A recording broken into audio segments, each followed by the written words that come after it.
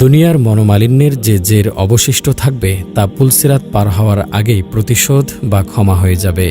পুলসিরাত পার হওয়ার পরে তাদের হৃদয়ে আর কোনো অবিলতা থাকবে না। মহানবী সাল্লাল্লাহু আলাইহি ওয়াসাল্লাম বলেছেন, তাদের মধ্যে কোনো মতভেদ থাকবে না, পারস্পরিক বিদ্বেষ থাকবে না, তাদের সকলের অন্তর একটি অন্তরের মতো হবে। তারা সকাল সন্ধ্যায় তাসবিহ পাঠে রত থাকবে। আর মহান আল্লাহ বলেছেন, আমি তাদের অন্তরে যে ঈর্ষা থাকবে তা দূর করে দেব। তারা ভ্রাতৃভাবে পরস্পর মুখোমুখি হয়ে আসনে অবস্থান করবে। দুনিয়ার সুখ সামগ্রীর সাথে জান্নাতের সুখ সামগ্রীর কোনো তুলনাই হয় না। কিন্তু বহু বান্দার ঈমান বড় দুর্বল, বিশ্বাস বড় ক্ষীণ। তারা সামনে যেটা পায় সেটাকেই শ্রেষ্ঠ মনে করে, হাতে হাতে নগদ যেটা পায় সেটাই শেষ পাওয়া ভাবে। তাদের মন বলে, নগদ যা পাও হাত পেতে নাও, বাকির খাতা শূন্য থাক। দূর আওয়াজের লাফকে শুনে মাঝখানে যে বেজায় ফাঁক। কেউ বলে, সব ব্যথারই ওষুধ আছে, হয়তো বা তা নেই, থাকে যদি হাত পেতে নাও, চেয়েও নাও অলিককেই। কেউ বলে, কোথায় আছে স্বর্গ নরক, কে বলে তা বহুদূর, মানুষের মাঝেই স্বর্গ নরক, মানুষেতে সুরাসুর। অথচ মহান সৃষ্টিকর্তা বিশ্বাস সুদৃঢ় করার জন্য কত শতভাবে বয়ান দিয়েছেন। বারবার বলেছেন, পরলোকের সম্পদ ইহলোকের সম্পদ অপেক্ষা শ্রেষ্ঠ। ক্ষণস্থায়ী জীবনকে প্রাধান্য দিয়ে চিরস্থায়ী জীবনকে বরবাদ করতে বারণ করেছেন। যেমন বলেছেন, কিন্তু যারা তাদের প্রতিপালককে ভয় করে তাদের জন্য রয়েছে জান্নাত, যার পদদেশে নদীমালা প্রবাহিত, সেখানে তারা স্থায়ী হবে। এ হলো আল্লাহর পক্ষ হতে আতিথ্য। আর আল্লাহর নিকট যা আছে তা পুণ্যবানদের জন্য উত্তম। আমি তাদের বিভিন্ন শ্রেণীকে পরীক্ষা করার জন্য পার্থিব জীবনের সৌন্দর্য স্বরূপ ভোগবিলাসের যে উপকরণ দিয়েছি তার প্রতি তুমি কখনো তোমার চক্ষুদয় প্রসারিত করো না। তোমার প্রতিপালকের জীবিকাই উৎকৃষ্টতর ও স্থায়ী। রাসূলুল্লাহ সাল্লাল্লাহু আলাইহি ওয়াসাল্লাম বলেছেন, আখিরাতের মোকাবেলায় দুনিয়ার দৃষ্টান্ত ওইরূপ যেরূপ তোমাদের কেউ সমুদ্রে আঙুল ডুবায় এবং তা বের করে দেখে যে আঙুলটি সমুদ্রের কতটুকু পানি নিয়ে ফিরছে। যারা অসীম পরকালের ওপর সসীম ইহকালকে প্রাধান্য দেয় তাদেরকে উপদেশ দিয়ে বলেন, হে বিশ্বাসীগণ, তোমাদের কি হলো যে যখন তোমাদেরকে আল্লাহর পথে জিহাদে বের হতে বলা হয় তখন তোমরা ভারাক্রান্ত হয়ে মাটিতে বসে পড়ো? তবে কি তোমরা পরকালের বিনিময়ে পার্থিব জীবন নিয়ে পরিতুষ্ট হয়ে গেলে? বস্তুত পার্থিব জীবনের ভোগবিলাস তো পরকালের তুলনায় অতি সামান্য। দুনিয়ার বিলাস সামগ্রী আখেরাতের বিলাস সামগ্রী অপেক্ষা নিম্নতর, বরং উভয়ের মধ্যে কোনো তুলনাই হয় না। জান্নাতের খাদ্য পানীয়, লেবাস পোশাক, বাসস্থান ইত্যাদি দুনিয়া থেকে সর্বৈধভাবে শ্রেষ্ঠ। বরং জান্নাতের এক চাবুক অথবা এক ধনুক পরিমাণ জায়গা দুনিয়া ও তন্মধ্যস্থিত সবকিছু থেকে শ্রেষ্ঠ। স্ত্রীর কথায় ভেবে দেখুন কত পার্থক্য। মহানবী সাল্লাল্লাহু আলাইহি ওয়াসাল্লাম বলেছেন, যদি জান্নাতি কোনো মহিলা পৃথিবীর দিকে উঁকি মারে তাহলে আকাশ পৃথিবীর মধ্যবর্তী সকল স্থান উজ্জ্বল করে দেবে, উভয়ের মাঝে সৌরভে পরিপূর্ণ করে দেবে, আর তার মাথায় ওড়নাখানি পৃথিবী ও তন্মধ্যস্থিত সকল বস্তু হতে শ্রেষ্ঠ। জান্নাতের সুখ সামগ্রী দুনিয়ার মলিনতা ও আবিলতা থেকে পবিত্র।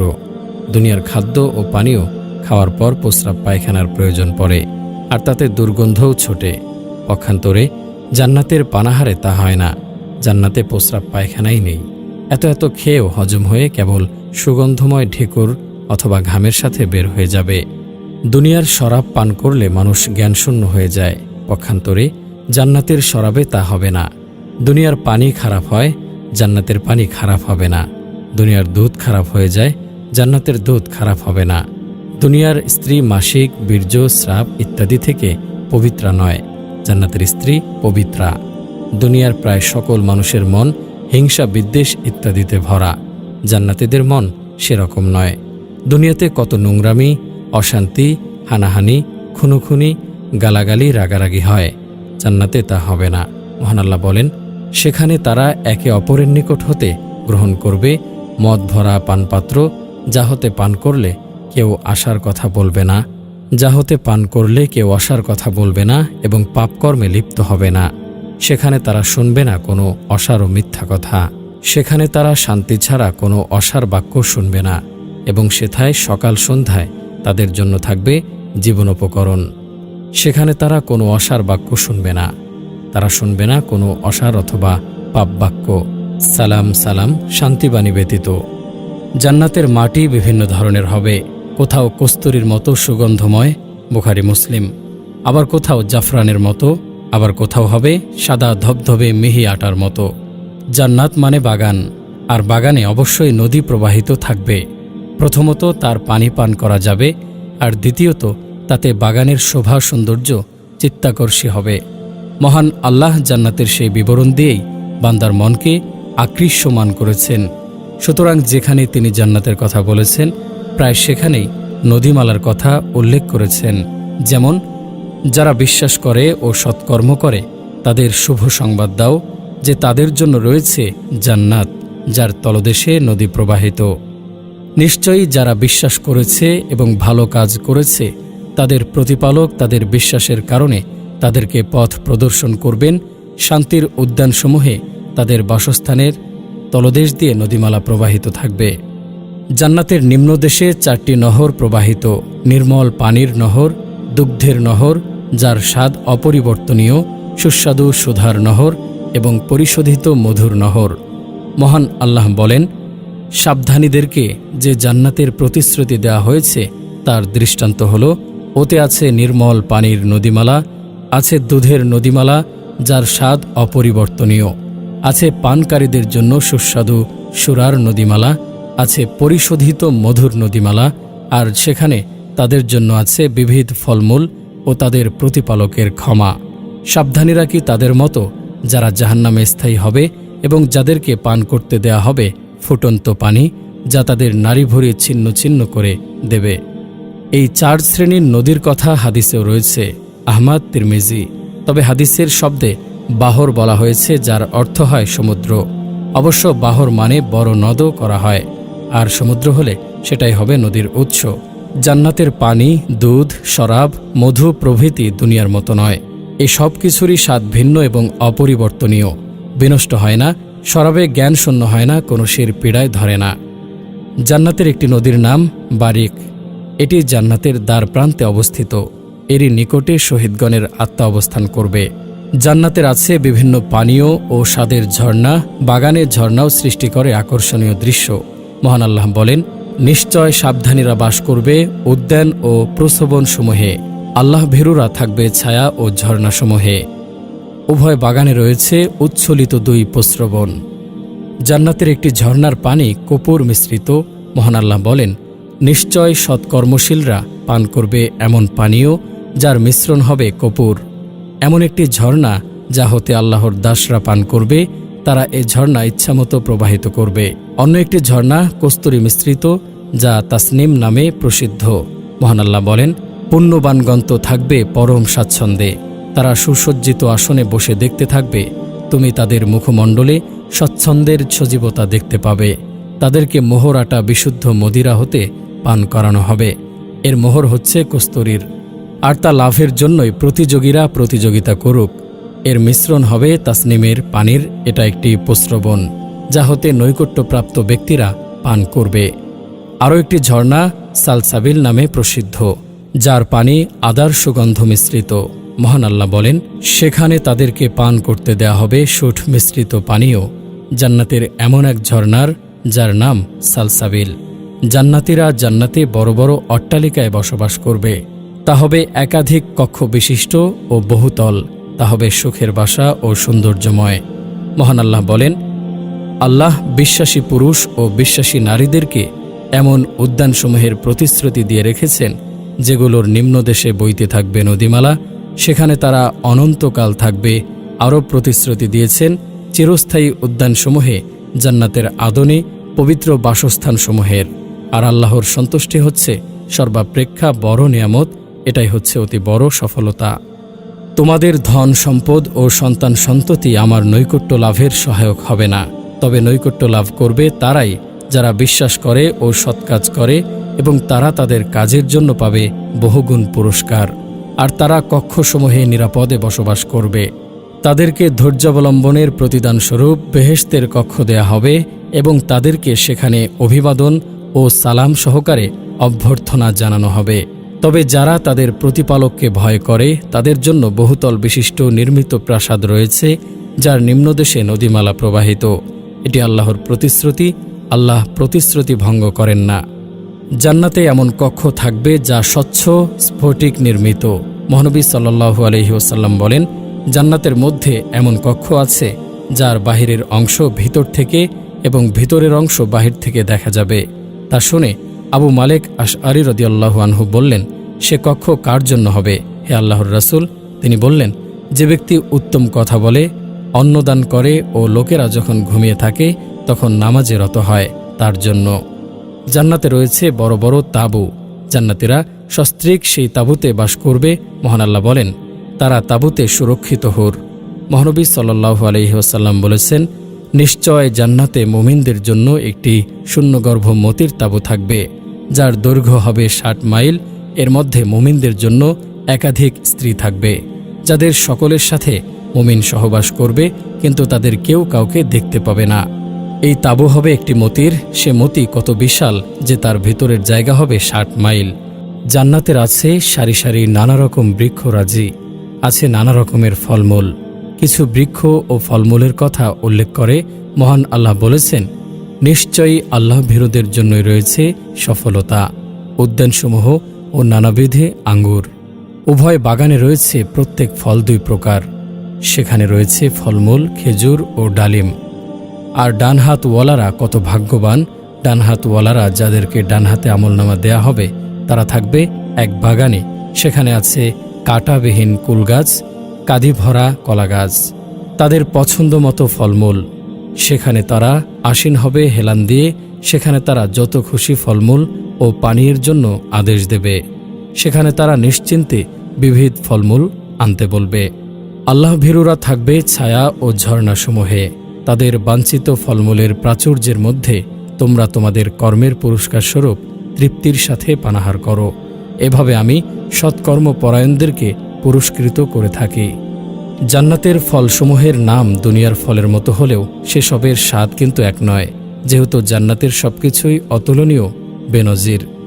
যারা বিশ্বাস করে ও সৎকর্ম করে তাদের শুভ সংবাদ দাও যে তাদের জন্য রয়েছে জান্নাত, যার তলদেশে নদী প্রবাহিত। যখনই তাদের ফলমূল খেতে দেওয়া হবে তখনই তারা বলবে, আমাদেরকে পৃথিবীতে অথবা জান্নাতে পূর্বে জীবিকারূপে যা দেয়া হতো এ তো তাই।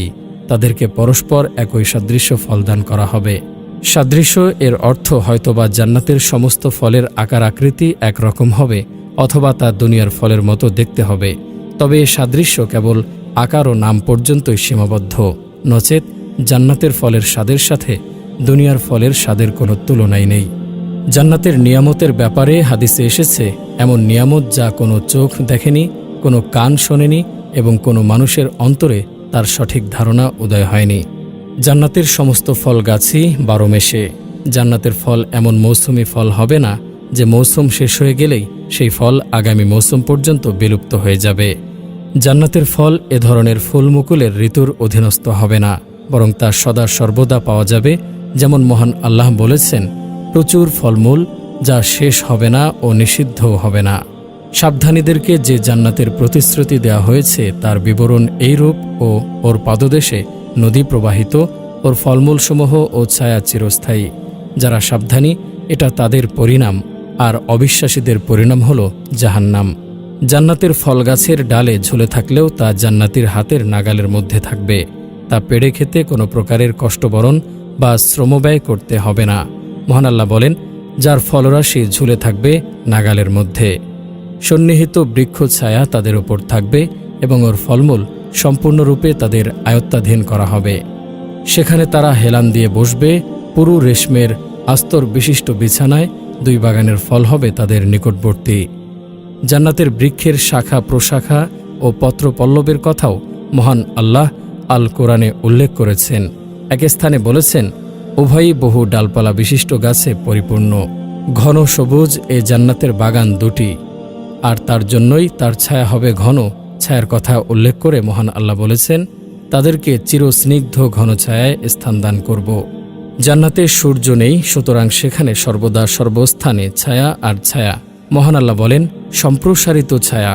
আল্লাহ ভীরুরা থাকবে ছায়া ও ঝর্ণাসমূহে। তারা এবং তাদের স্ত্রীগণ সুশীতল ছায়ায় থাকবে এবং হেলান দিয়ে বসবে সুসজ্জিত আসনে। জান্নাতে আছে বিশাল বিশাল গাছ। একটি গাছের কথা উল্লেখ করে নবী সাল্লাল্লাহু আলাইহি ওয়াসাল্লাম বলেছেন, জান্নাতের মধ্যে এমন একটি বৃক্ষ আছে যার ছায়ায় কোনো আরোহী উৎকৃষ্ট বিশেষভাবে প্রতিপালিত হালকা দেহের দ্রুতগামী ঘোড়ায় চড়ে ১০০ বছর চললেও তা অতিক্রম করতে সক্ষম হবে না। জান্নাতে তুবা নামের একটি গাছ আছে। এই গাছটি ১০০ বছরের অতিক্রম জায়গা জুড়ে অবস্থিত। এর মোছা থেকে জান্নাতীদের বস্ত্র নির্মিত হবে। জান্নাতুল মাওয়ার কাছে সিদরাতুল মুনতাহার কথা কোরআনে এসেছে। নিশ্চয় সে তাকে আরেকবার দেখেছিল সিদরাতুল মুনতাহার নিকট, যার নিকট অবস্থিত জান্নাতুল মাওয়া বাসোদ্যান। যখন বদরী বৃক্ষটিকে যা আচ্ছাদিত করার ছিল তা আচ্ছাদিত করল, তার দৃষ্টি বিভ্রম হয়নি, দৃষ্টি লক্ষ্যচ্যুত হয়নি। নিঃসন্দেহে সে তার প্রতিপালকের মহান নিদর্শনাবলী দেখছিল। এটা হলো মিরাজের রাতে যে জিবরিল আলাইহিসসালামকে তার আসল আকৃতিতে দেখেছিলেন তারই বর্ণনা। এই সিদরাতুল মুনতাহা হল ষষ্ঠ বা সপ্তম আসমানে অবস্থিত একটি কুল বড়ই গাছ, যার ফলগুলি কলসের মতো বড় বড় এবং পাতাগুলি হাতির কানের মতো ঢোলা ঢোলা। জান্নাতের প্রত্যেক গাছের কাণ্ড হবে সোনার। তিরমিজি। সুতরাং জান্নাতের বাগান যে কত সৌন্দর্যময় হবে তা অনুমেয়, আর সে বাগানে বসবাসকারীরা কত সৌভাগ্যবান হবে তাও অনুমেয়। পরিবেশ রক্ষা ও সুন্দর করার জন্য গাছ লাগানো একটি উত্তম কাজ। দুনিয়ায় গাছ লাগিয়ে আমরা পরিবেশকে মনোরম করতে পারি। আমরা গাছ থেকে অক্সিজেন পাই, ছায়া পাই, খাদ্য পাই, সুগন্ধ পাই। আমরা বলে থাকি গাছ লাগান, পরিবেশ বাঁচান। একটি গাছ একটি প্রাণ। গাছ লাগিয়ে আমরা আমাদের বাড়ির বাগানকে সুন্দর করি, কিন্তু পরকালের বাড়িকে সুন্দর করার কথা কি ভাবে? আমরা কি জানি যে সেখানেও গাছ লাগানো যাবে? এই দুনিয়া থেকেই গাছ থাকলেও গাছ আরও বৃদ্ধি করা যাবে। মহানবী সাল্লাল্লাহু আলাইহি ওয়াসাল্লাম বলেছেন, যে ব্যক্তি সুবহানাল্লাহি ওয়া বিহামদিহি পড়ে তার জন্য জান্নাতের মধ্যে একটি খেজুর বৃক্ষ রোপণ করা হয়। তিনি আরও বলেছেন, মিরাজের রাতে ইব্রাহিম আলাইহিস সালামের সঙ্গে আমার সাক্ষাৎ ঘটে। তিনি বললেন, হে মুহাম্মদ, তুমি তোমার উম্মতকে আমার সালাম পেশ করবে এবং তাদেরকে বলে দেবে যে জান্নাতের মাটি পবিত্র ও উৎকৃষ্ট, তার পানি মিষ্ট, আর তা একটি বৃক্ষহীন সমতল ভূমি। আর সুবহানাল্লাহ, আলহামদুলিল্লাহ, লা ইলাহা ইল্লাল্লাহ ও আল্লাহু আকবার হলো তার রোপিত বৃক্ষ। জান্নাতে পাখি আছে, সেই পাখির মাংস জান্নাতীদের খাদ্য হবে। মহান আল্লাহ বলেন, তাদের সেবায় ঘোরাফেরা করবে চিরকিশোররা তাদের পছন্দ মতো পাখির মাংস নিয়ে। হাদিসে এসেছে, কাউসারের নিকট এমন পাখি আছে যাদের গর্দান ওটের মতো। আবু মাসউদ রাদিয়াল্লাহু আনহু বলেন, একটি লোক রাসূলুল্লাহ সাল্লাল্লাহু আলাইহি ওয়াসাল্লামের কাছে লাগামযুক্ত উটনি নিয়ে হাজির হলো এবং বলল, এটি আল্লাহর পথে জিহাদের জন্য দান করা হলো। রাসূলুল্লাহ সাল্লাল্লাহু আলাইহি ওয়াসাল্লাম বললেন, কিয়ামতের দিনে তোমার জন্য এর বিনিময়ে ২৭টি উটনি হবে, যার প্রত্যেকটি লাগামযুক্ত হবে। মহানবী সাল্লাল্লাহু আলাইহি ওয়াসাল্লাম বলেছেন, ছাগল ভেড়ার খামারে নামাজ পড়ো এবং তার পোটা মুছে যত্ন করো, কারণ তা জান্নাতের অন্যতম পশু। জান্নাতের হকদার সেই মুমিনগণ যারা কোনোদিন কোনো কিছুকে আল্লাহর সাথে শরিক করেনি, অর্থাৎ শিরক করেনি, অথবা শিরক করার পর তাওবা না করে শিরক নিয়ে মারা যায়নি। পক্ষান্তরে যারা শিরক করে, শিরক নিয়ে মারা যায়, কুফরি করে, ইমানের কোনো বিষয়কে অস্বীকার বা মিথ্যা জ্ঞান করে, তাদের জন্য জান্নাত হারাম। কোরআন কারিমে যেখানে জান্নাতের হকদারদের কথা বলা হয়েছে, সেখানেই কারণস্বরূপ ঈমান ও নেক আমলকে উল্লেখ করা হয়েছে। কোথাও কোথাও সেই নেক আমলের বিস্তারিত বিবরণও এসেছে। যারা বিশ্বাস করে ও সৎকর্ম করে তাদের শুভ সংবাদ দাও যে তাদের জন্য রয়েছে জান্নাত, যার তলদেশে নদী প্রবাহিত। যখনই তাদের ফলমূল খেতে দেয়া হবে, তখনই তারা বলবে, আমাদের পৃথিবীতে অথবা জান্নাতে পূর্বে জীবিকারূপে যা দেয়া হতো এ তো তাই। তাদেরকে পরস্পর একই সাদৃশ্য ফলদান করা হবে এবং সেখানে তাদের জন্য পবিত্র সহধর্মিণীগণ রয়েছে, অধিকন্তু তারা সেখানে চিরস্থায়ী হবে। যারা বিশ্বাস করে ও সৎকাজ করে তাদেরকে বেহেশতে প্রবেশাধিকার দান করব, যার পাদদেশে নদীসমূহ প্রবাহিত, সেখানে তারা চিরকাল থাকবে। আল্লাহর প্রতিশ্রুতি সত্য, আর কে আছে আল্লাহ অপেক্ষা অধিক সত্যবাদী? পক্ষান্তরে যারা বিশ্বাস করেছে, মুমিন হয়েছে এবং সৎকাজ করেছে, তারাই হবে জান্নাতের অধিবাসী, তারা সেখানে চিরকাল থাকবে। নিশ্চয় যারা বিশ্বাস করেছে এবং সৎকার্যাবলী সম্পন্ন করেছে আর নিজেদের প্রতিপালকের কাছে বিনত হয়েছে, তারাই হবে জান্নাতবাসী, তাতে তারা অনন্তকাল থাকবে। আল্লাহ বিশ্বাসী পুরুষ ও বিশ্বাসী নারীদেরকে এমন উদ্যানসমূহের প্রতিশ্রুতি দিয়ে রেখেছেন যেগুলোর নিম্নদেশে বইতে থাকবে নদীমালা, সেখানে তারা অনন্তকাল থাকবে। আরও প্রতিশ্রুতি দিয়েছেন চিরস্থায়ী উদ্যানসমূহে, জান্নাতে আদনে পবিত্র বাসস্থানসমূহের। আর আল্লাহর সন্তুষ্টি হচ্ছে সর্বাপেক্ষা বড় নিয়ামত। এটাই হচ্ছে অতি বড় সফলতা। নিশ্চয়ই যারা বিশ্বাস করেছে এবং ভালো কাজ করেছে, তাদের প্রতিপালক তাদের বিশ্বাসের কারণে তাদেরকে পথ প্রদর্শন করবেন। শান্তির উদ্যানসমূহে তাদের বাসস্থানের তলদেশ দিয়ে নদীমালা প্রবাহিত থাকবে। যারা বিশ্বাস রাখে ও সৎকর্ম করে, আমি তাদেরকে পুরস্কৃত করি। যে ভালো কর্ম করে, আমি তার কর্মফল নষ্ট করি না। তাদেরই জন্য আছে স্থায়ী জান্নাত, যার নিম্নদেশে নদীসমূহে প্রবাহিত। সেথায় তাদেরকে স্বর্ণ কঙ্কণে অলঙ্কৃত করা হবে। তারা পরিধান করবে সূক্ষ্ম ও স্থূল রেশমের সবুজ বস্ত্র ও সমাসীন হবে সুসজ্জিত আসনে। কত সুন্দর সে পুরস্কার ও কত উত্তম সে আশ্রয়স্থল। আর যারা তার নিকট বিশ্বাসী হয়ে ও সৎকর্ম করে উপস্থিত হবে, তাদের জন্য আছে সমুচ্চ মর্যাদাসমূহ, স্থায়ী জান্নাত, যার নিচে নদীমালা প্রবাহিত। সেখানে তারা চিরস্থায়ী হবে। আর এই পুরস্কার তাদেরই যারা পবিত্র। বলে রাখা ভালো যে আমল নেক, কর্মসৎ বা কাজ ভালো তখন হয় যখন সে কাজে আল্লাহ খুশি হন। তা বিশুদ্ধ চিত্তে আল্লাহরই জন্য এবং মুহাম্মাদি তরিকা অনুযায়ী করা হয়। এই তিনটের মধ্যে যে কোনো একটি কোনো কাজে না পাওয়া গেলে সে কাজ ভালো কাজ নয়। কখনো জান্নাতে যাওয়ার কারণস্বরূপ বলা হয়েছে তারা মুসলমান ছিল। হে আমার দাসগণ, আজ তোমাদের কোনো ভয় নেই এবং তোমরা দুঃখিতও হবে না, যারা আমার আয়াতে বিশ্বাস করেছিলে এবং আত্মসমর্পণকারী মুসলিম ছিলে। তোমরা এবং তোমাদের সহধর্মিণীগণ সানন্দে জান্নাতে প্রবেশ করো। কখনো এর কারণস্বরূপ বলা হয়েছে তারা আল্লাহর ইবাদতে আন্তরিক ছিল অথবা তারা আল্লাহর খাঁটি বান্দা ছিল। তবে যারা আল্লাহর বিশুদ্ধ চিত্ত দাস তারা নয়। তাদের জন্য আছে নির্ধারিত রুজি, বহু ফলমূল এবং তারা হবে সম্মানিত সুখময় বাগানসমূহে। কখনো জান্নাতের হকদারদের বিভিন্ন ইবাদতের কথা উল্লেখ করা হয়েছে।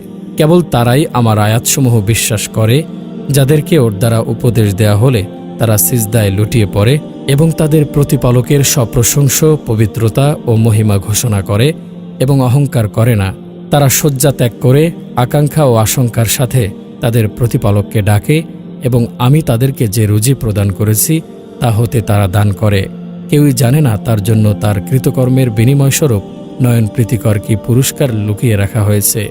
কখনো আপদে বিপদে ও বালা মুসিবতে ধৈর্য ও আল্লাহর ওপর ভরসা রাখার বিনিময়ে জান্নাত লাভের কথা বলা হয়েছে। যারা বিশ্বাস করে ও সৎ কাজ করে, আমি অবশ্যই তাদেরকে জান্নাতের সুউচ্চ প্রসাদসমূহে স্থান দান করব, যার নিচে নদীমালা প্রবাহিত থাকবে। সেখানে তারা চিরস্থায়ী হবে। সৎকর্মপরায়ণদের পুরস্কার কত উত্তম, যারা ধৈর্য অবলম্বন করে ও তাদের প্রতিপালকের উপর নির্ভর করে। কখনো ঈমান ও দ্বীনের ওপর সুপ্রতিষ্ঠিত ও অটল থাকার বিনিময়ে জান্নাত লাভের কথা বলা হয়েছে। নিশ্চয় যারা বলে আমাদের প্রতিপালক আল্লাহ, তারপর তাতে অবিচলিত থাকে, তাদের নিকট ফেরেশতা অবতীর্ণ হয় এবং বলে, তোমরা ভয় পেও না, চিন্তিত হও না এবং তোমাদেরকে যে জান্নাতের প্রতিশ্রুতি দেয়া হয়েছিল তার সুসংবাদ নাও। ইহকালে আমরা তোমাদের বন্ধু এবং পরকালেও সেখানে তোমাদের জন্য সমস্ত কিছু রয়েছে যা তোমাদের মন চায়, যা তোমরা আকাঙ্ক্ষা করো। চরম ক্ষমাশীল পরম দয়ালু আল্লাহর পক্ষ হতে এ হবে আপ্যায়ন। নিশ্চয় যারা বলে আমাদের প্রতিপালক আল্লাহ, অতঃপর এই বিশ্বাসে অবিচলিত থাকে, তাদের কোনো ভয় নেই এবং তারা দুঃখিত হবে না। তারাই জান্নাতের অধিবাসী, সেখানে তারা চিরস্থায়ী হবে। এটাই তাদের কর্মফল। কখনো বিনীত হওয়ার বিনিময়ে জান্নাত লাভের কথা বলা হয়েছে। নিশ্চয় যারা বিশ্বাস করেছে এবং সৎ কার্যাবলী সম্পন্ন করেছে আর নিজেদের প্রতিপালকের কাছে বিনত হয়েছে, তারাই হবে জান্নাতবাসী। তাতে তারা অনন্তকাল থাকবে। কখনো আল্লাহভীতিকে জান্নাত লাভের কারণ বলা হয়েছে। আর যে ব্যক্তি তার প্রতিপালকের সামনে উপস্থিত হওয়ার ভয় রাখে, তার জন্য রয়েছে দুটি জান্নাতের বাগান। অনুরূপভাবে কাফেরদের সাথে অন্তরঙ্গতা না করা এবং নিকটাত্মীয় হলেও তাদের সাথে ভালোবাসা না রাখা জান্নাত যাওয়ার একটি কারণ। একই সঙ্গে একাধিক শর্মকে জান্নাতে যাওয়ার ওসিলা বলে উল্লেখ করা হয়েছে। হাদিসেও স্পষ্টভাবে কোনো কোনো কাজের কাজীকে জান্নাতি বলা হয়েছে। অবশ্য প্রত্যেক কাজের সাথে ঈমান হল পূর্ব শর্ত। উদাহরণস্বরূপ যেমন, হে মানুষ, তোমরা সালাম প্রচার করো, অন্নদান করো, জ্ঞাতি বন্ধন অক্ষুণ্ণ রাখো এবং লোকেরা যখন ঘুমিয়ে থাকে তখন তোমরা নামাজ পড়ো, তাহলে তোমরা নির্বিঘ্নে জান্নাতে প্রবেশ করতে পারবে। জান্নাতি হল 3 প্রকার ব্যক্তি: ন্যায়পরায়ণ, দানশীল, তৌফিকপ্রাপ্ত শাসক, দয়াবান এবং প্রত্যেক আত্মীয় তথা মুসলিমের প্রতি কোমল হৃদয়, আর অশ্লীলতা ও ঝাঞ্ঝা থেকে পবিত্র সন্তানবান ব্যক্তি। আল্লাহ সুবহানাহু ওয়া তাআলা ওই 2টি লোককে দেখে হাসেন যাদের মধ্যে একজন অপরজনকে হত্যা করে এবং দুজনই জান্নাতে প্রবেশ করবে। নিহত ব্যক্তিকে আল্লাহর পথে যুদ্ধ করা অবস্থায় কোনো কাফের কর্তৃক হত্যা করে দেয়া হলো। পরে আল্লাহ তাআলা হত্যাকারী কাফেরকে তাওবা করার তৌফিক প্রদান করেন, ফলে সে ইসলাম গ্রহণ করে আল্লাহর রাস্তায় শহীদ হয়ে যায়। তোমরা আল্লাহকে ভয় করো, তোমাদের 5 ওয়াক্তের ফরজ নামাজ পড়ো, তোমাদের রমজান মাসের রোজা রাখো, তোমাদের মালের যাকাত আদায় করো এবং তোমাদের নেতা ও শাসক গোষ্ঠীর আনুগত্য করো। যদি তাদের আদেশ শরীয়ত বিরোধী না হয়, তাহলে তোমরা তোমাদের প্রভুর জান্নাতে প্রবেশ করবে। একদা এক ব্যক্তি পথে চলছিল, তাকে খুবই পিপাসা লাগল। অতঃপর সে একটি কূপ পেল, সুতরাং সে তাতে নেমে পানি পান করল। অতঃপর বের হয়ে দেখতে পেল যে ওখানেই একটি কুকুর পিপাসার জ্বালায় জিভ বের করে হাঁপাচ্ছে ও কাদা চাটছে। লোকটি অন্তরে বলল, পিপাসার তাড়নায় আমি যে পর্যায়ে পৌঁছেছিলাম, কুকুরটিও সেই পর্যায়ে পৌঁছেছে। অতএব সে কূপে নামল, তারপর তার চামড়ার মোজায় পানি ভর্তি করল। অতঃপর সে তা মুখে ধরে উপরে উঠল এবং কুকুরটিকে পানি পান করালো। আল্লাহ তাআলা তার এই আমলকে কবুল করলেন এবং তাকে ক্ষমা করে দিলেন। সাহাবাগণ বললেন, হে আল্লাহর রাসূল সাল্লাল্লাহু আলাইহি ওয়াসাল্লাম, চতুষ্পদ জন্তুর প্রতি দয়া প্রদর্শনেও কি আমাদের সওয়াব হবে? তিনি বললেন, প্রত্যেক জীবের প্রতি দয়া প্রদর্শনে নেকি রয়েছে। বুখারীর অন্য এক বর্ণনায় আছে, আল্লাহ তাআলা তার এই আমলকে কবুল করলেন, অতঃপর তাকে ক্ষমা করে জান্নাতে প্রবেশ করালেন। আমি এক ব্যক্তিকে জান্নাতে ঘোরাফেরা করতে দেখলাম, যে পৃথিবীতে রাস্তার মধ্য হতে একটি গাছ কেটে সরিয়ে দিয়েছিল, যেটি মুসলিমদেরকে কষ্ট দিচ্ছিল। যে ব্যক্তি 2 ঠান্ডা অর্থাৎ ফজর ও আসরের নামাজ পড়বে, সে জান্নাতে প্রবেশ করবে। 40টি সৎকর্ম আছে, তার মধ্যে উচ্চতম হল দুধ পানের জন্য কোনো দরিদ্রকে ছাগল সাময়িকভাবে দান করা। যে কোনো আমলকারীকে এর মধ্য হতে যে কোনো একটি সৎকর্মের ওপর প্রতিদানের আশা করে ও তার প্রতিশ্রুত পুরস্কারকে সত্য জেনে আমল করবে, তাকে আল্লাহ তার বিনিময়ে জান্নাতে প্রবেশ করাবেন। যে ব্যক্তি আল্লাহর সাথে কাউকে অংশীদার করবে না, সে জান্নাতে প্রবেশ করবে। আর যে ব্যক্তি তার সাথে কোনো জিনিসকে অংশীদার করবে এবং তাওবা না করে ওই অবস্থাতেই সে মৃত্যুবরণ করবে, সে জাহান্নামে প্রবেশ করবে। যে ব্যক্তির শেষ কথা লা ইলাহা ইল্লাল্লাহ হবে, অর্থাৎ এই কালেমা পড়তে পড়তে যার মৃত্যু হবে, সে জান্নাতে প্রবেশ করবে। এক ব্যক্তি নিবেদন করল, হে আল্লাহর রাসূল, আমি এই সূরা কুল হুয়াল্লাহু আহাদ ভালোবাসি। তিনি বললেন, এর ভালোবাসা তোমাকে জান্নাতে প্রবেশ করাবে। একটি লোক নবী সাল্লাল্লাহু আলাইহি ওয়াসাল্লামকে বলল, আমাকে এমন একটি আমল বলুন যা আমাকে জান্নাতে প্রবেশ করাবে। তিনি বললেন, আল্লাহর বন্দেগী করবে আর তার সাথে কোনো কিছুকে অংশীদার স্থির করবে না, নামাজ কায়েম করবে, যাকাত দেবে এবং আত্মীয়তার বন্ধন অটুট রাখবে। যে ব্যক্তিকে আল্লাহ তার 2 চোয়ালের মধ্যস্থিত অঙ্গ, জিহ্বা ও 2 পায়ের মাঝখানের অঙ্গ, লজ্জাস্থানের ক্ষতি থেকে মুক্ত রাখবেন, সে জান্নাতে প্রবেশ করবে।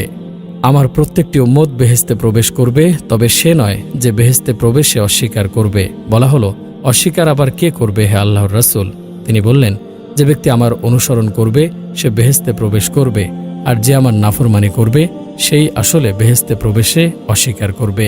একদা এক ব্যক্তি নবী সাল্লাল্লাহু আলাইহি ওয়াসাল্লামের নিকট এসে বলল, হে আল্লাহর রাসূল, আমাকে এমন আমল শিখিয়ে দেন যা করলে আমি জান্নাতে প্রবেশ করতে পারব। তিনি বললেন, তুমি আল্লাহর সাথে কাউকে শরীক করো না, যদিও তোমাকে সে ব্যাপারে শাস্তি দেয়া হয় এবং পুড়িয়ে মেরে ফেলা হয়। তোমার মাতাপিতার আনুগত্য করো, যদিও তারা তোমাকে তোমার ধনসম্পদ এবং সমস্ত কিছু থেকে দূর করতে চায়। আর ইচ্ছাকৃত নামাজ ত্যাগ করো না, কারণ যে ব্যক্তি ইচ্ছাকৃত নামাজ ত্যাগ করে তার উপর থেকে আল্লাহর দায়িত্ব উঠে যায়। যে ব্যক্তি নিয়মনিষ্ঠাভাবে দিবারাত্রে 12 রাকাত নামাজ পড়বে, সে জান্নাতে প্রবেশ করবে। জোহরের পূর্বে 1 সালামে 4 রাকাত ও পরে 2 রাকাত, মাগরিবের পর 2 রাকাত, এশার পর 2 রাকাত এবং ফজরের পূর্বে 2 রাকাত। মহিলা যখন তার 5 ওয়াক্তর নামাজ আদায় করে, তার রমজান মাসের রোজা পালন করে, অবৈধ যৌনাচার থেকে তার যৌনাঙ্গকে সংযত রাখে এবং তার স্বামীর কথা ও আদেশ মতো চলে, তখন তাকে বলা হয়, জান্নাতের যে দরজা দিয়ে ইচ্ছে তুমি সেই দরজা দিয়েই জান্নাতে প্রবেশ করো। জান্নাতের পথ সহজ নয়, জান্নাত লাভের পথ নিশ্চয় সহজ নয়, বরং সে পথ বড় বন্ধুর, বড় কষ্টের। উপরে চড়া কি সহজ হতে পারে? রাসূলুল্লাহ সাল্লাল্লাহু আলাইহি ওয়াসাল্লাম বলেছেন, জাহান্নামকে মনোলোভা জিনিসসমূহ দ্বারা ঘিরে দেওয়া হয়েছে, এবং জান্নাতকে ঘিরে দেওয়া হয়েছে কষ্টসাধ্য কর্মসমূহ দ্বারা। সুতরাং জান্নাত পেতে হলে মনোলোভা জিনিস থেকে মনকে বিরত রাখতে হবে, লোভনীয় কামনা বাসনা থেকে মনকে বঞ্চিত করতে হবে, খেয়াল খুশি মতো চলা হতে বিরত থাকতে হবে, মন যা চায় তাই করা হতে দূরে থাকতে হবে, আর তাতে কষ্ট হবে, ফলে ধৈর্য ধরতে হবে। যে কাজে মন আনন্দ পাবে সাধারণত সে কাজ হলো জাহান্নামের, আর যে কাজে কষ্ট আছে সে কাজ সাধারণত জান্নাতের। মহানবী সাল্লাল্লাহু আলাইহি ওয়াসাল্লাম বলেছেন, আল্লাহ যখন জান্নাত জাহান্নাম সৃষ্টি করলেন তখন জিবরিলকে জান্নাতের দিকে পাঠিয়ে বললেন, যাও জান্নাত এবং তার অধিবাসীদের জন্য প্রস্তুতকৃত সামগ্রী দর্শন করো। সুতরাং তিনি গেলেন এবং দর্শন করে ফিরে এসে বললেন, আপনার সম্মানের কসম, যে কেউ এর কথা শুনবে সে এতে প্রবেশ করতে চাইবে। অতঃপর আল্লাহ জান্নাতকে কষ্টসাধ্য কর্মসমূহ দিয়ে ঘিরে দিতে আদেশ করলেন। তারপর আবার তাকে বললেন, যাও জান্নাত এবং তার অধিবাসীদের জন্য প্রস্তুতকৃত সামগ্রী দর্শন করো। সুতরাং তিনি গেলেন এবং দর্শন করে ফিরে এসে বললেন, আপনার সম্মানের কসম, আমার আশঙ্কা হয় যে কেউ তাতে প্রবেশ করতে পারবে না।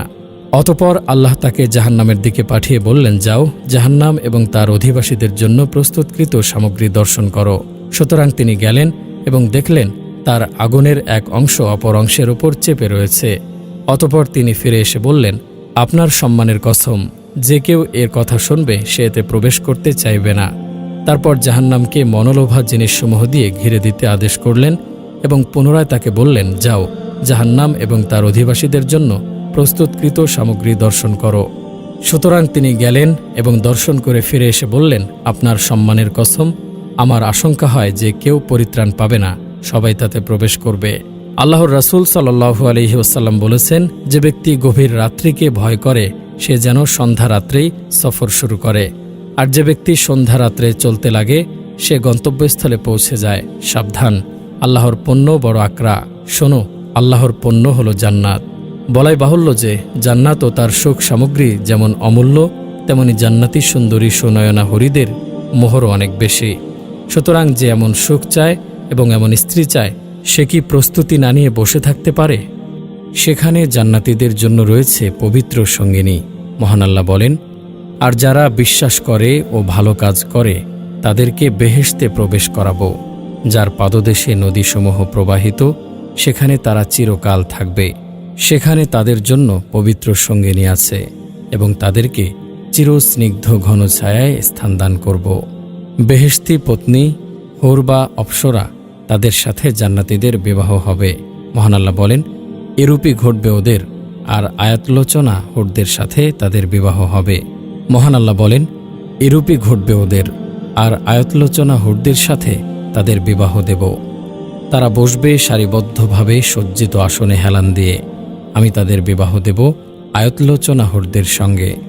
বলা বাহুল্য, তাদেরকে স্বর্গবেশ্যা বা স্বর্গীয় বারঙ্গনা বলা বেজায় ভুল। তারা স্ত্রী, তারা একই স্বামীর জন্য নির্দিষ্ট থাকবে। তারা দুশ্চরিত্রা, উল্টা বা ভ্রষ্টা নয়। তারা পরপুরুষের প্রতি নজর তুলেও দেখবে না।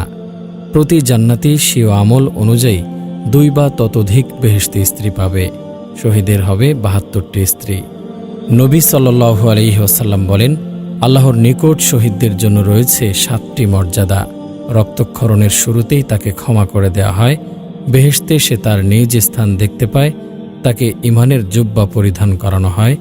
বেহেশতে 72টি সুনয়না হরির সাথে তার বিবাহ হবে। কবরের আযাব থেকে নিরাপত্তা লাভ করবে। কিয়ামতের দিন মহা ত্রাস থেকে নিরাপদে থাকবে। তার মস্তকে গৌরবের মুকুট পরানো হবে, যার একটিমাত্র মণি চুনি পৃথিবী ও তন্মধ্যস্থিত সকল বস্তু অপেক্ষা শ্রেষ্ঠ। তার নিজ পরিবারের 70 জন লোকের জন্য আল্লাহর দরবারে তার সুপারিশ মঞ্জুর করা হবে।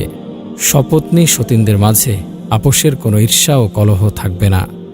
দুনিয়ার স্ত্রী বেহেশতে গেলে সেও স্বামীর সাথে বাস করবে।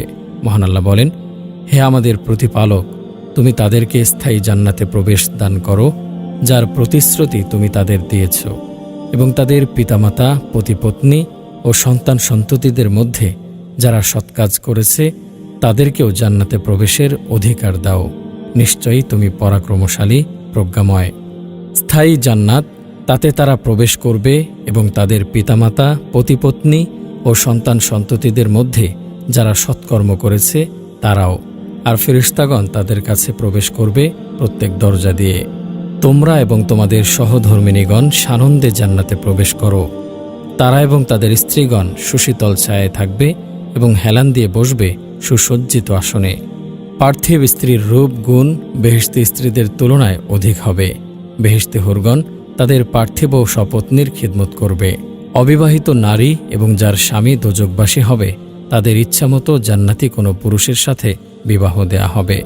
কয়েকটি দুর্বল হাদিসে এসেছে যে মারিয়াম, আসিয়া ও মুসা নবীর বোন কুলসুমের বিবাহ হবে শেষ নবী সাল্লাল্লাহু আলাইহি ওয়াসাল্লামের সাথে। পৃথিবীতে যে নারীর একাধিকবার একাধিক পুরুষের সাথে বিবাহ হয়েছিল তারা সকলেই জান্নাতে গেলে তার পছন্দমতো একজন স্বামীর সাথে বাস করবে, যেহেতু সেখানে মনমতো সবকিছু পাওয়া যাবে, নচেত শেষ স্বামীর স্ত্রী হয়ে থাকবে। একদা হুজাইফা রাদিয়াল্লাহু আনহু তার স্ত্রীকে বললেন, তুমি যদি জান্নাতে আমার স্ত্রী থাকতে চাও তাহলে আমার পরে আর কাউকে বিয়ে করো না, কারণ মহিলা তার পার্থিব শেষ স্বামীর অধিকারে থাকবে। আর সম্ভবত এই জন্যই মহানবী সাল্লাল্লাহু আলাইহি ওয়াসাল্লামের ইন্তেকালের পর তার স্ত্রীদের বিবাহ হারাম ছিল, কারণ তারা জান্নাতেও তার বেহেশতি পত্নী। সকল স্ত্রীগণই সদা পবিত্রা থাকবে, সেখানে তাদের কোনো প্রকারের স্রাব, মল, কফ, থুথু, ঋতু ইত্যাদি কিছুই থাকবে না। স্বামী সহবাসেও চিরকুমারী এবং অনন্ত যৌবনা থাকবে। বীর্যপাত বা কোনো অপবিত্রাও থাকবে না। কেউ কোনোদিন গর্ভবতীও হবে না। অবশ্য কোনো জান্নাতির শখ হলে তার ইচ্ছামতো ক্ষণেকে তার স্ত্রী গর্ভবতী হবে এবং সন্তান প্রসব করবে ও বয়প্রাপ্ত হবে। হুর সেই মহিলাদেরকে বলা হয় যাদের চোখের তারা খুব কালো এবং বাকি অংশ খুব সাদা। এদের চোখের অন্য এক সৌন্দর্য বর্ণনায় বলা হয় ইন, তার মানে ডাগর ডাগর চোখ বিশিষ্ট মহিলা। তারা লজ্জানম্র, আয়তলোচনা, তন্মী, সুরক্ষিত ডিম্বের মতো উজ্জ্বল গৌরবর্ণ। মহান আল্লাহ বলেন, যেন তারা গৌরবর্ণ সুরক্ষিত ডিম, আর তাদের জন্য থাকবে আয়তলোচনা হুর, সুরক্ষিত মুক্তা সদৃশ্য। সে সুনয়না তরুণীগণ যাদেরকে পূর্বে কোনো মানুষ অথবা জিন স্পর্শ করেনি, তারা তাদের স্বামী ছাড়া অন্য পুরুষকে তাকিয়েও দেখবে না। প্রবাল ও পদ্মরাগ সদৃশ্য এ সকল তরুণীদের স্বচ্ছ কাচ সদৃশ্য দেহকান্তি হবে। মহান আল্লাহ বলেন, সেসবের মাঝে রয়েছে বহু আনতনয়না যাদেরকে তাদের পূর্বে কোনো মানুষ অথবা জিন স্পর্শ করেনি। অতএব তোমরা উভয়ে তোমাদের প্রতিপালকের কোন কোন অনুগ্রহকে মিথ্যা জ্ঞান করবে। তারা সৌন্দর্যে যেন পদ্মরাগ ও প্রবাল সাদৃশ্য। বাহির হতে তাদের অস্থি মধ্যস্থিত মজ্জা পরিদৃষ্ট হবে। তারা হবে শতরূপে অপরূপা সুন্দরী বধূ। মহান আল্লাহ বলেন, সে সকলের মাঝে রয়েছে উত্তম চরিত্রের সুন্দরীগণ। অতএব তোমরা উভয়ে তোমাদের প্রতিপালকের কোন কোন অনুগ্রহকে মিথ্যা জ্ঞান করবে। তারা তাঁবুতে সুরক্ষিত হুর। অতএব তোমরা উভয়ে তোমাদের প্রতিপালকের কোন কোন অনুগ্রহকে মিথ্যা জ্ঞান করবে। তাদেরকে তাদের পূর্বে কোনো মানুষ অথবা জিন স্পর্শ করেনি। সম্ভ্রান্ত শয্যাসঙ্গিনী যাদেরকে আল্লাহ পাক জান্নাতীদিগের জন্য বিশেষ রূপে সৃষ্টি করেছেন, তারা চিরকুমারী, সোহাগিনী ও সমবয়স্কা এবং উদ্ভিন্ন যৌবনা তরুণী। মহান আল্লাহ বলেন, তাদেরকে হুরিগণকে আমি সৃষ্টি করেছি বিশেষ রূপে। তাদেরকে করেছি কুমারী, প্রেমময়ী ও সমবয়স্কা। ডান হাতওয়ালাদের জন্য যাদেরকে ডান হাতে আমলনামা দেয়া হবে, সেখানে আছে কাঁটাহীন কুলগাছ, কাদি ভরা কলা গাছ। নিশ্চয়ই আল্লাহ ভীরুদের জন্যই রয়েছে সফলতা। উদ্যানসমূহ ও নানাবিধ আঙ্গুর এবং উদ্ভিন্ন যৌবনা সমবয়স্কা তরুণীগণ। যৌবন পরিপক্কতায় সকল স্ত্রীর বয়স হবে ৩৩ বছর। সকলের দেহ হবে ষোড়শীর মতো, যাদের বুকের উঁচু উঁচু সুডল স্তনযুগল নানামুখী হয়ে ঢলে যাবে না। সেই বেহেস্তবাসিনী রূপের ডালি ঝলমলে লাবণ্যময়ী সুবাসিনী কোনো যুবতী যদি পৃথিবীর তমস্যাচ্ছন্ন আকাশে উঁকি মারে, তাহলে তার রূপালোকে ও সৌরভে সারা জগৎ আলোকিত ও সুরভিত হয়ে উঠবে। অনন্ত যৌবনা এমন সুরমার কেবলমাত্র শীর্ষস্থিত উত্তরীয় খানি পৃথিবী ও তন্মধ্যস্থিত সবকিছু হতে উত্তম ও মূল্যবান। জান্নাতের এই হরিরা বড় প্রেমময়ী। পৃথিবীতে স্বামীর কষ্ট দেখে কষ্ট পায়।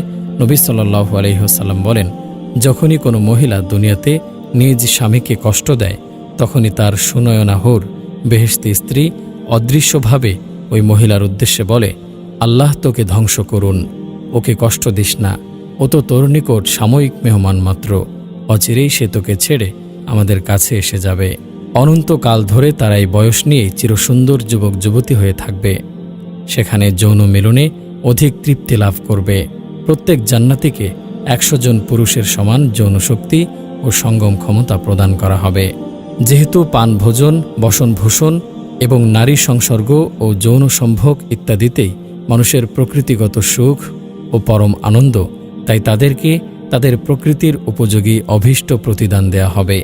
রাসূলুল্লাহ সাল্লাল্লাহু আলাইহি ওয়াসাল্লাম বলেছেন, জান্নাতীরা যখন জান্নাতে প্রবেশ করে যাবে তখন একজন ঘোষণাকারী ঘোষণা করবে যে তোমাদের জন্য এখন অনন্ত জীবন, তোমরা আর কখনো মরবে না, তোমাদের জন্য এখন চির সুস্বাস্থ্য, তোমরা আর কখনো অসুস্থ হবে না, তোমাদের জন্য এখন চির যৌবন, তোমরা আর কখনো বৃদ্ধ হবে না, তোমাদের জন্য এখন চির সুখ ও পরমানন্দ, তোমরা আর কখনো দুঃখ কষ্ট পাবে না। তাদের পরস্পরের অভিবাদন হবে সালাম আর সালাম। শান্তিবাক্য ছাড়া তারা কোনো অসন্তোষজনক মিথ্যা বা অসার বাক্য শুনবে না। সেখানে তারা শুনবে না কোনো অসার ও মিথ্যা কথা। সেখানে তারা কোনো অসার বাক্য শুনবে না। তারা শুনবে না কোনো অসার অথবা পাপ বাক্য। সালাম সালাম, শান্তিবাণী ব্যতীত। জান্নাতের মাঝে বিভিন্ন স্তর আছে, বিভিন্ন শ্রেণী বিভাগ আছে। সমস্ত জান্নাত সমান নয়, সকল জান্নাতীও সমশ্রেণীর নয়। জান্নাতীরা নিজ নিজ তাকওয়া ও আমল অনুযায়ী মান ও শ্রেণী লাভ করবে। বিভিন্ন জান্নাতীর দরজাও ভিন্নতর হবে। উচ্চমানের মুমিনরা উচ্চ শ্রেণীর দরজা পাবে। মহান আল্লাহ বলেন, আর যারা তার নিকট বিশ্বাসী হয়ে ও সৎকর্ম করে উপস্থিত হবে তাদের জন্য আছে সমুচ্চ মর্যাদাসমূহ। ইহকালে যেমন সকল মুমিনগণ একই স্তরের নয়, পরকালেও সবাই এক স্তরের হবে না। এ ব্যাপারে মহান আল্লাহ বলেন, কেউ পার্থিব সুখ সম্ভোগ কামনা করলে আমি যাকে যা ইচ্ছা সত্তর দিয়ে থাকি, পরে তার জন্য জাহান্নাম নির্ধারিত করি। সেখানে সে প্রবেশ করবে নিন্দিত ও অনুগ্রহ হতে দূরীকৃত অবস্থায়।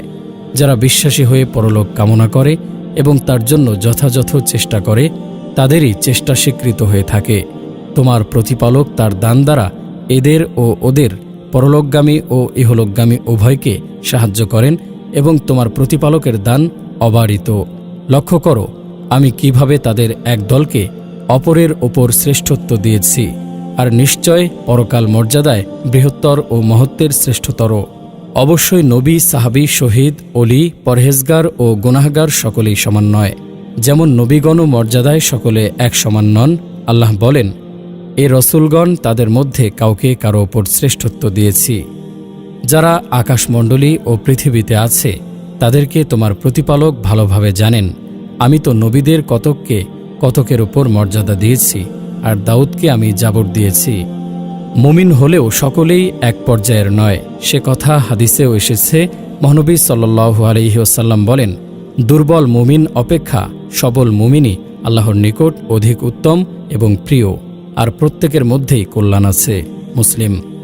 দরজায় পার্থক্য ও ভিন্নতার ব্যাপারে মহান আল্লাহ বলেন, তোমরা আল্লাহর পথে কেন ব্যয় করবে না, অথচ আকাশমণ্ডলী ও পৃথিবীর মালিকানা তো আল্লাহরই।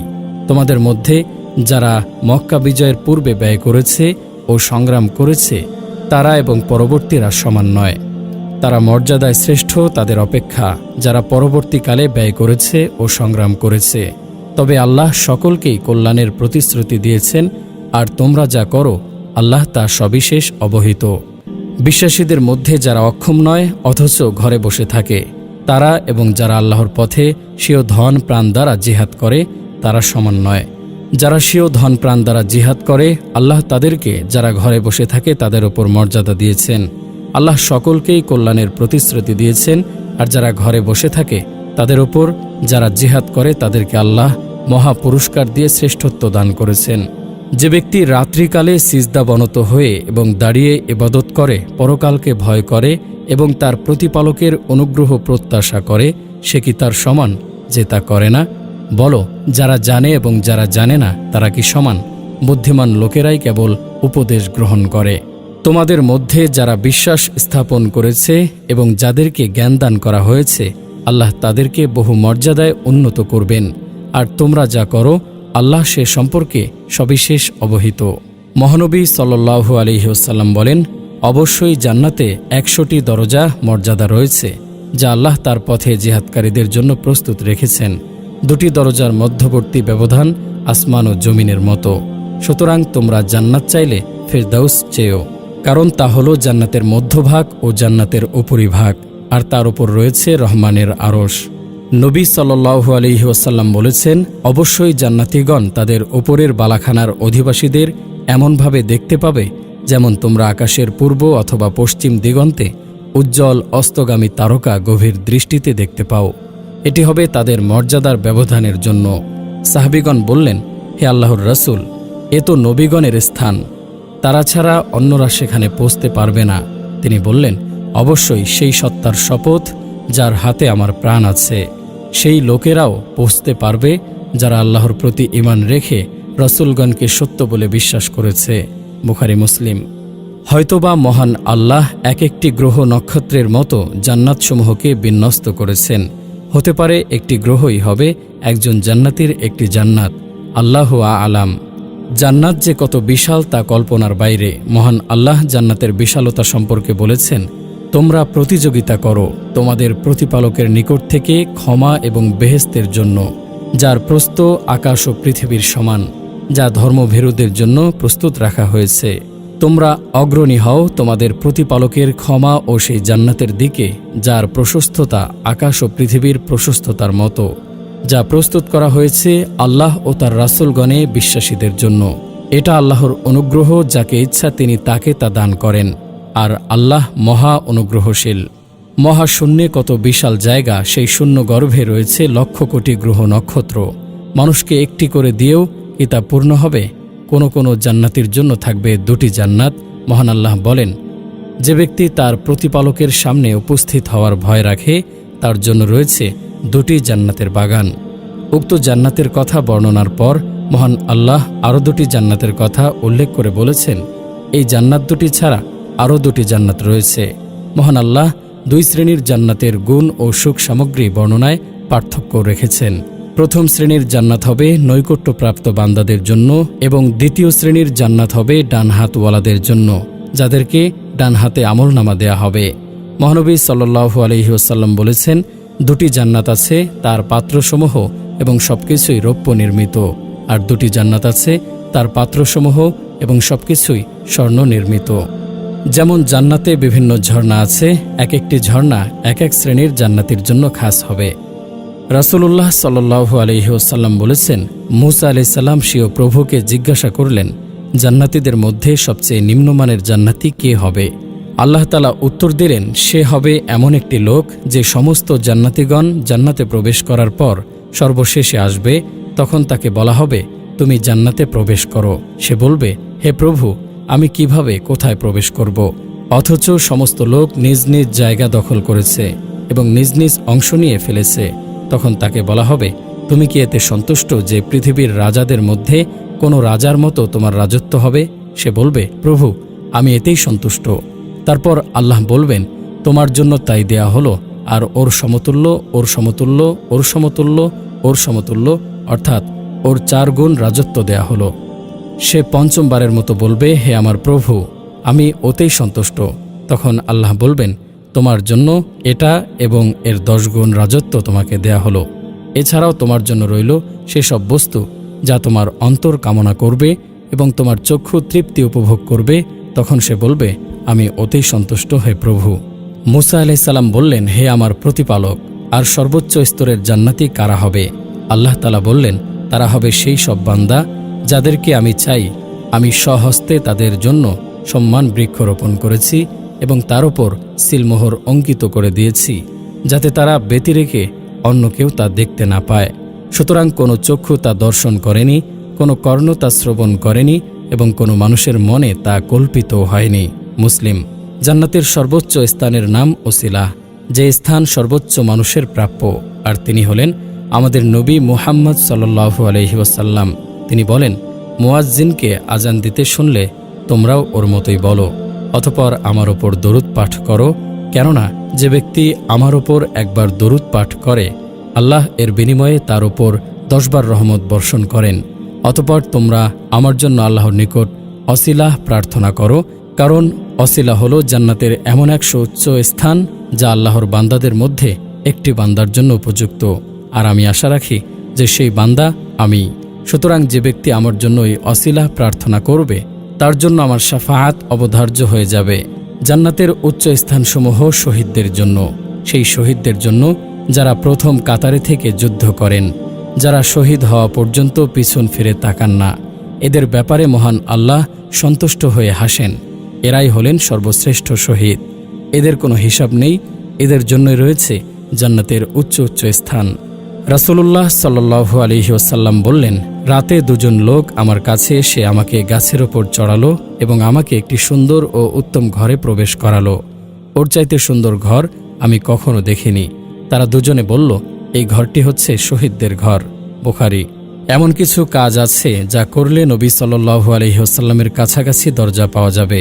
যেমন মহানবী সাল্লাল্লাহু আলাইহি ওয়াসাল্লাম বলেন, আমি এবং নিজের অথবা অপরের অনাথ এতিমের তত্ত্বাবধায়ক জান্নাতে পাশাপাশি থাকব। আর বিধবা ও দুস্থ মানুষকে দেখাশোনাকারী ব্যক্তি আল্লাহর রাস্তায় জিহাদকারীর সমতুল্য। আল্লাহর রাসূল সাল্লাল্লাহু আলাইহি ওয়াসাল্লাম বলেছেন, আমি ও অনাথ তত্ত্বাবধায়ক জান্নাতে এরূপ পাশাপাশি বাস করব। এর সাথে তিনি তার তর্জনী ও মর্ধমা অঙ্গুলি দ্বারা ইঙ্গিত করলেন এবং দুটির মাঝে একটু ফাঁক করলেন। বুখারী। রাসূলুল্লাহ সাল্লাল্লাহু আলাইহি ওয়াসাল্লামের খাদেম ও আহলে সুফার বিশিষ্ট ব্যক্তিত্ব রাবিয়াহ ইবনে কাব আসলামী বলেন, আমি রাসূলুল্লাহ সাল্লাল্লাহু আলাইহি ওয়াসাল্লামের সঙ্গে রাত কাটাতাম। আমি তার কাছে অজুর পানি এবং প্রয়োজনীয় বস্তু এনে দিতাম। একদিন তিনি খুশি হয়ে বললেন, তুমি আমার কাছে কিছু চাও। আমি বললাম, আমি আপনার কাছে জান্নাতে আপনার সাহচর্য চাই। তিনি বললেন, এছাড়া আর কিছু? আমি বললাম, ব্যাস ওটাই। তিনি বললেন, তাহলে তুমি অধিকাধিক সিজদা করে অর্থাৎ প্রচুর নফল নামাজ পড়ে তোমার এই আশা পূরণের জন্য আমাকে সাহায্য করো। মুসলিম। তিনি আরও বললেন, যে ব্যক্তি 2টি অথবা 3টি কন্যা কিংবা 2টি অথবা 3টি বোন তাদের মৃত্যু অথবা বিবাহ অথবা সাবালিকা হওয়া পর্যন্ত কিংবা ওই ব্যক্তির মৃত্যু পর্যন্ত যথার্থ প্রতিপালন করে, সে ব্যক্তি আর আমি পরকালে তর্জনী ও মধ্যমা অঙ্গুলিদ্বয়ের মতো পাশাপাশি অবস্থান করব। যারা শহীদদের দরজা পান তারাও তাদের কাছাকাছি উচ্চ স্থান পাবেন জান্নাতে। যেমন বিধবা ও মিসকিনদের অভাব দূরকরণে চেষ্টারত ব্যক্তি। নবী সাল্লাল্লাহু আলাইহি ওয়াসাল্লাম বলেছেন, বিধবা ও মিসকিনদের অভাব দূর করার চেষ্টারত ব্যক্তি আল্লাহর রাস্তায় জিহাদকারীর সমতুল্য। হাদিসের বর্ণনাকারী বলেন, আমি ধারণা করছি যে তিনি এই কথাও বললেন, সে ওই নফল নামাজ আদায়কারীর মতো যে ক্লান্ত হয় না এবং ওই রোজা পালনকারীর মতো যে রোজা ছাড়ে না। বুখারী। আরও কতিপয় লোক। রাসূলুল্লাহ সাল্লাল্লাহু আলাইহি ওয়াসাল্লাম বলেছেন, পরলৌকিক পুরস্কারের পুরস্কৃত হওয়ার দিক দিয়ে শহীদ 5 ধরনের। 1. প্লেগ রোগে আক্রান্ত হয়ে মৃত। 2. পেটের রোগে আক্রান্ত হয়ে মৃত। 3. পানিতে ডুবে মৃত।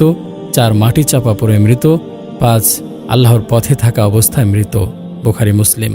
একদা রাসূলুল্লাহ সাল্লাল্লাহু আলাইহি ওয়াসাল্লাম বললেন, তোমরা তোমাদের মাঝে কোন কোন ব্যক্তিকে শহীদ বলে গণ্য করো? সকলেই সমস্বরে বলে উঠল, হে আল্লাহর রাসূল, আল্লাহর পথে যে নিহত হয় সেই শহীদ। তিনি বললেন, তাহলে তো আমার উম্মতের মধ্যে শহীদ বড় অল্প। লোকেরা বলল, তাহলে তারা কে কে হে আল্লাহর রাসূল? তিনি বললেন, যে আল্লাহর পথে নিহত হয় সে শহীদ, যে আল্লাহর পথে মারা যায় সে শহীদ, যে প্লেগ রোগে মারা যায় সে শহীদ, যে পেটের রোগে মারা যায় সে শহীদ এবং যে পানিতে ডুবে মারা যায় সেও শহীদ। তিনি আরও বলেছেন, যে ব্যক্তি তার মাল ধন রক্ষা করতে গিয়ে প্রাণ হারায় সে শহীদ, যে ব্যক্তি নিজ রক্ত প্রাণ রক্ষা করতে গিয়ে নিহত হয় সে শহীদ, যে তার দিন রক্ষা করতে গিয়ে মারা যায় সে শহীদ এবং যে তার পরিবার রক্ষা করতে গিয়ে প্রাণ হারায় সেও শহীদ। কম দরজার জান্নাতের নেক সন্তানের দোয়াতে জান্নাতে তার দরজা উঁচু হতে থাকে। মহানবী সাল্লাল্লাহু আলাইহি ওয়াসাল্লাম বলেন, নিশ্চয় আল্লাহ জান্নাতে নেক বান্দাদের দরজা উঁচু করেন। সে তখন বলে, হে আমার প্রতিপালক, এ উন্নতি কিভাবে? আল্লাহ বলেন, তোমার জন্য তোমার ছেলের ক্ষমা প্রার্থনার ফলে। আহমদ। আর তিনি বলেছেন, আদম সন্তান মারা গেলে তার সমস্ত আমল বিচ্ছিন্ন হয়ে যায়, অবশ্য 3টি আমল বিচ্ছিন্ন হয় না: সাদাকায়ে জারিয়া, ইষ্টাপূর্ণ কর্ম, লাভদায়ক ইলম অথবা নেক সন্তান যে তার জন্য দোয়া করে থাকে। প্রিয় দর্শক, আমাদের ভিডিওগুলো কেমন লাগে তা অবশ্যই কমেন্ট করে জানাবেন। নিয়মিত ইসলামিক ভিডিও পেতে পরিণতি চ্যানেলের সঙ্গে থাকুন। সবাই ভালো থাকবেন, সুস্থ থাকবেন। আসসালামু আলাইকুম।